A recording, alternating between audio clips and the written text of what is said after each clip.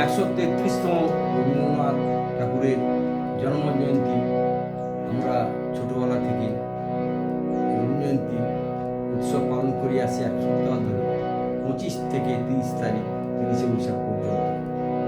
তাই রবি ঠাকুরকে প্রণাম জানিয়ে আরও একখানি জন্মজয়ন্তীর জন্য পূজা পর্যায়ে একখানি রবীন্দ্রসঙ্গীত গিয়ে শোনাচ্ছি।